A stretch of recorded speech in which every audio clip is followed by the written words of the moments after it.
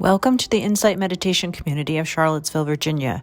You can find all of our program offerings and information about our Sangha at www.imeditation.org. We meet weekly on Tuesday evenings at 7 p.m. Eastern Time, currently on the Zoom platform for meditation and a Dharma talk given by one of our teachers.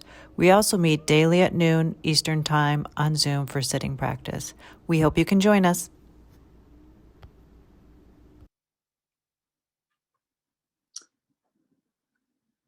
So welcome again. Everyone always looks a little different after we've been able to sit.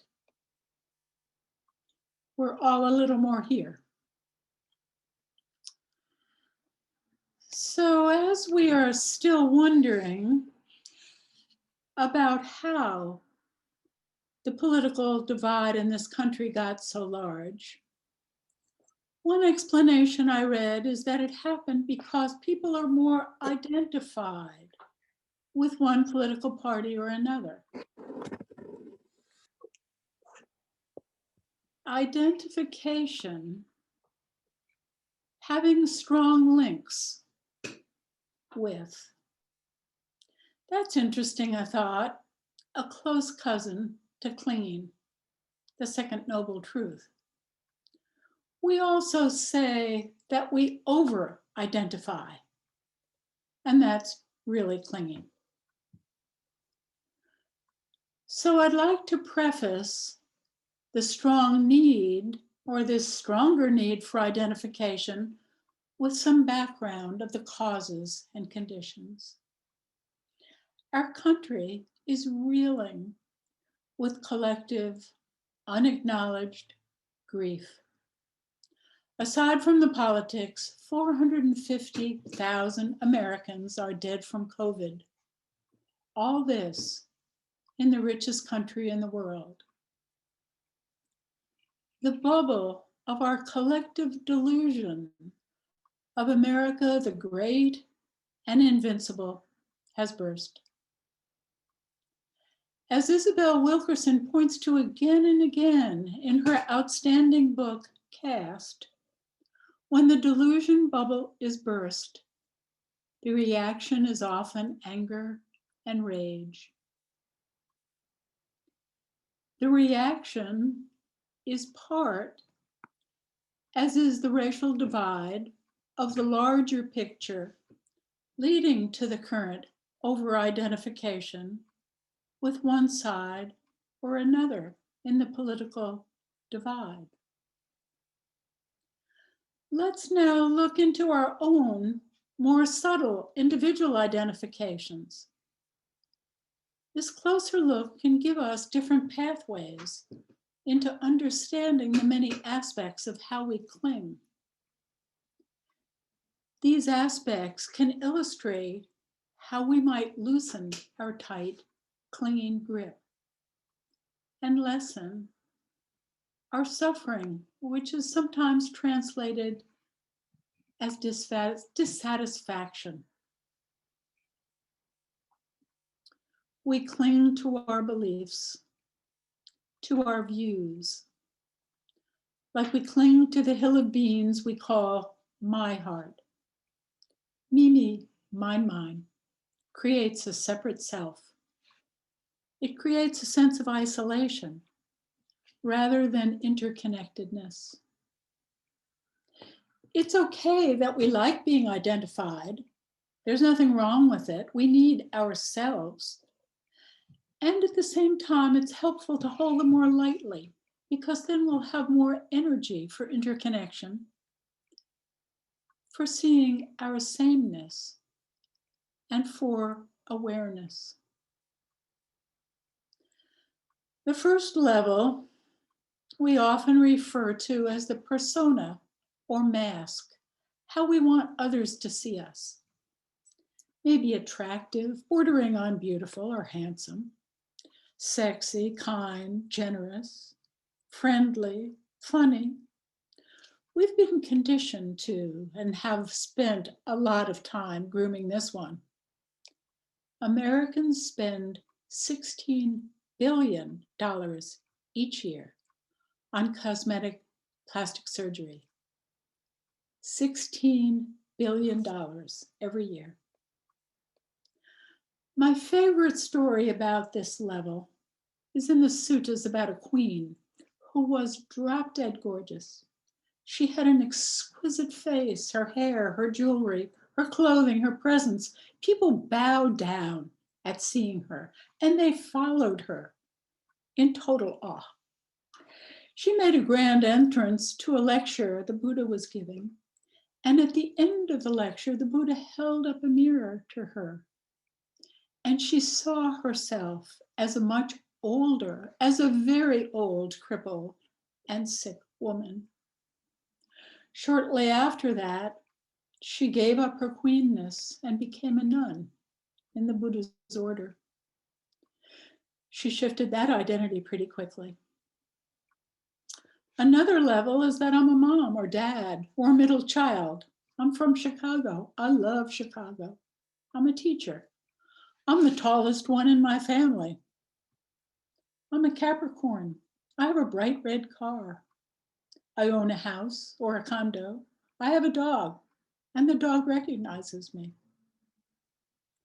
I've been married or single for X number of years, and I've never gotten the flu. Or it could be with our accomplishments. I went to college. I'm very healthy and I'm very competent. I'm great at ... whatever ... Now, we may not say these things out loud. These are a little more internal, but they're not so important either. Part of the reason for holding our identities more lightly is that they keep changing anyway. That flashy red car gets dirty and banged up. If we traveled lighter, we'd have more social flexibility and more ease with ourselves. These attachments are really not that important. Then there's the level of our opinions and judgments. We usually don't say these out loud because they often conflict with our persona. No one's going to believe we're kind when we're bad-mouthing someone. And one great way to see our opinions and judgments is on an insight dialogue retreat. As people introduce themselves, you think to yourself, oh, I'd like to work with that woman. She really seems interesting.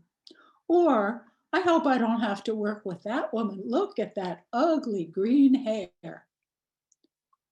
And as the retreat progresses, you wind up working with everyone. And to a person, your judgments and opinions were wrong. It's very humbling. So even if my opinions and judgments change so quickly, that means they're not the stable me either. And we probably all know someone who voices their opinions and judgments out loud, like it's the truth.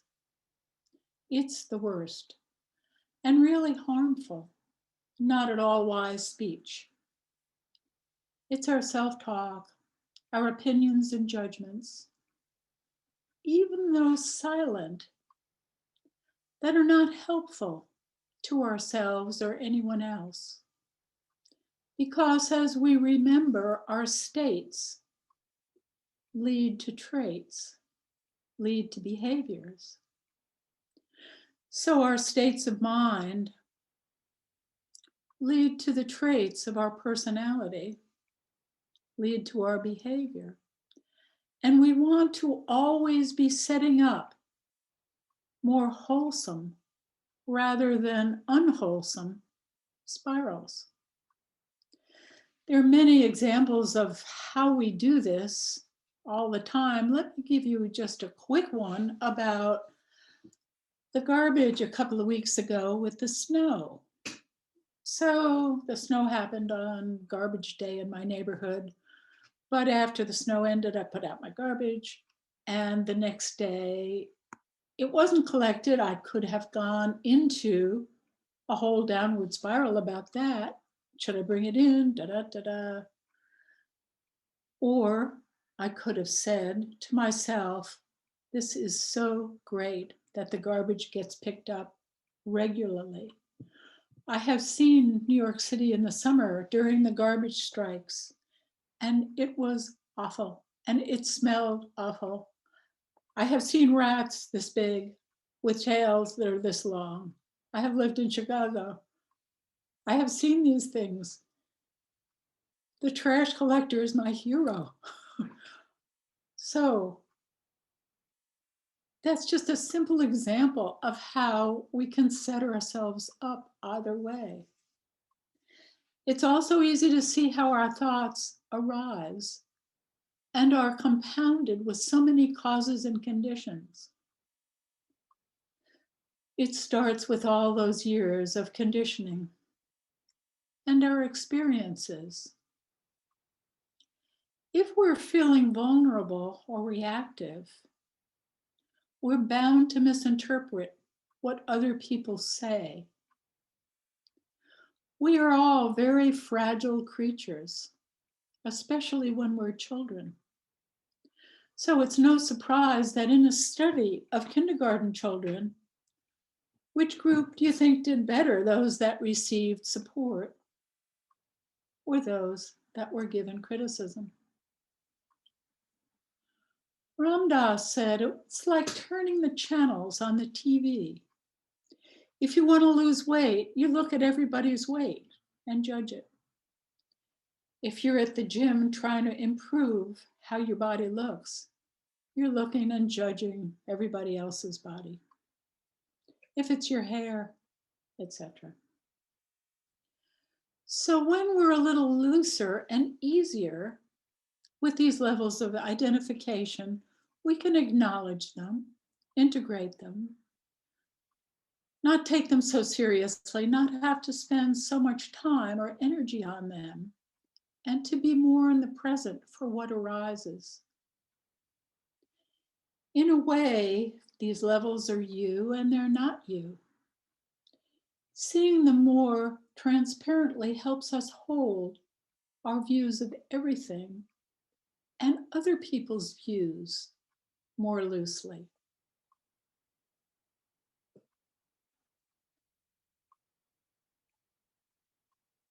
In addition to the sacks of grain we're all made of, the Buddha says there's another way we're made up of heaps or stacks of things called the Skandas, which is the Pali word for stacks, or they're also called the aggregates.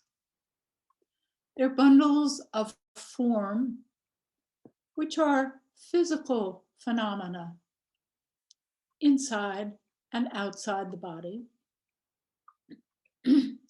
They're feelings that are simply the Vedanas, what's pleasant, what's unpleasant, what's neutral. Our perceptions, how we label and identify objects. Our fabrications, what we make up, our stories, we have lots of those. And consciousness, our awareness, and our awareness of our senses and their objects. The way we hold these 5 bundles is what's important, especially those fabrications. If we can use our consciousness to hold our forms, our feelings, our perceptions, our fabrications more lightly, we suffer less. There's less dissatisfaction. There's not so much comparing mind. It's like we can hold the hill of beans that is our heart less personally. It's not so me, me, mine, mine, which means we have more room for everything else. And sometimes a visual is helpful.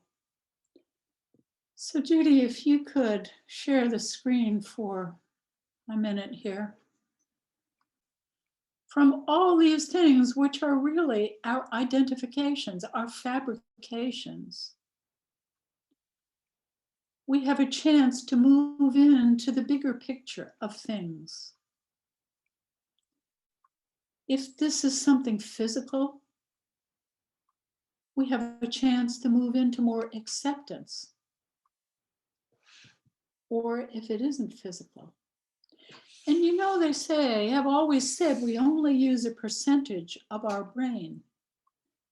That this may be part of the percentage that we're not using. In terms of the Skandas, here is our consciousness looking at our fabrications, and that we want to open more fully. So Judy, if we could let that go again. Thank you.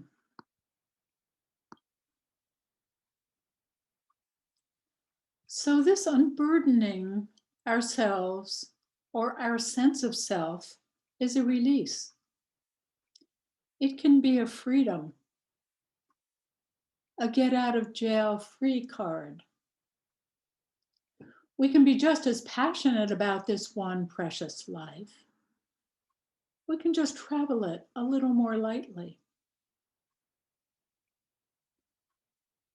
With some words from Jack Cornfield,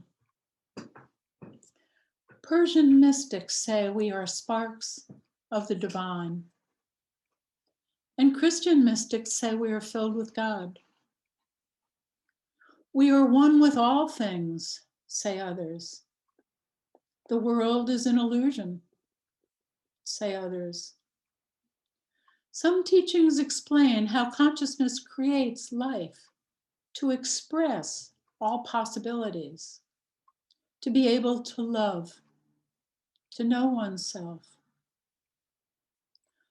Others point out how consciousness gets lost in its patterns, loses its way, incarnates out of ignorance. Hindu yogas call the world a lila, or dance of the divine, much like Dante's phrase, the divine comedy. Buddhist texts describe how consciousness itself creates the world, like a dream or a mirage. Modern accounts of near-death experiences are filled with reports of wonderful ease after leaving the body, of golden light and luminous beings. Perhaps these too confirm how we are unaware of our true identity most of the time. If we own nothing, there's a way we can open to the interconnectedness of everything. Jack said he once asked a delightful old Sri Lankan meditation master to teach him the essence of Buddhism. The old man just laughed and said 3 times, no self, no problem. No self, no problem. No self, no problem. Ajahn Sumedho said, if you need to know, if you know how to let go and be at peace, you know everything you need to know about living in the world. And Rumi, the breeze at dawn has secrets to tell you. Don't go back to sleep. You must ask for what you want. Don't go back to sleep. People are going back and forth across the door sill where the 2 worlds touch. The door is round and open. Don't go back to sleep.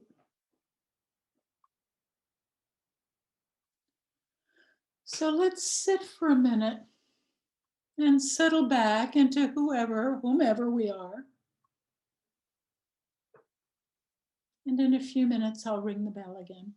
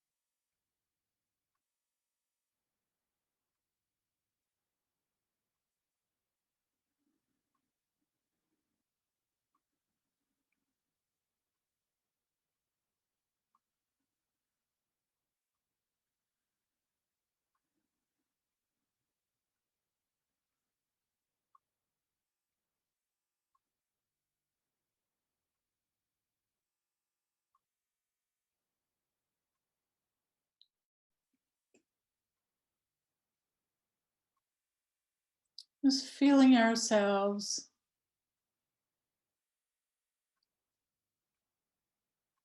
and maybe moving into more of the spaciousness of that illustration, moving more into the whole circle.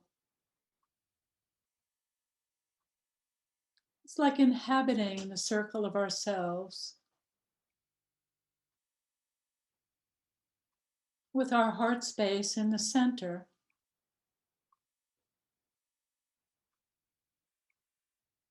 The beings in the center.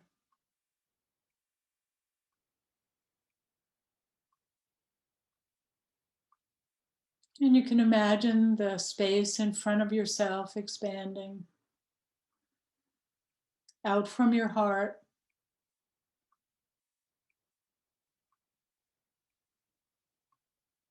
The space in back of your heart expanding out.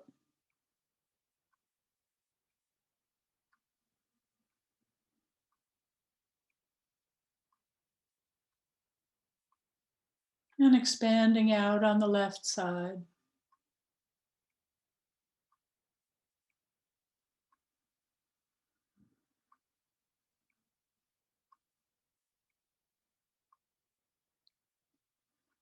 Expanding out on the right side.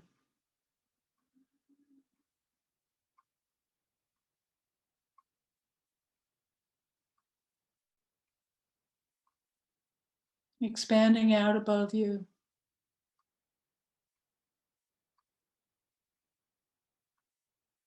Expanding down below you. Getting the sense that you're in the center of a sphere. That your heart is in the center of the bubble of you. The lightness of you.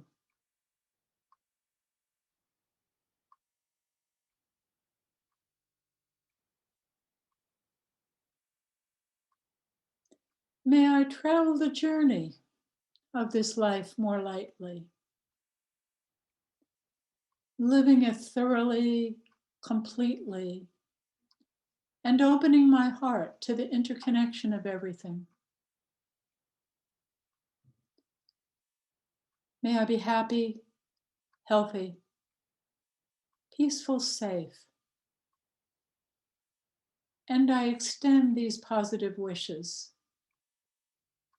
to all beings everywhere.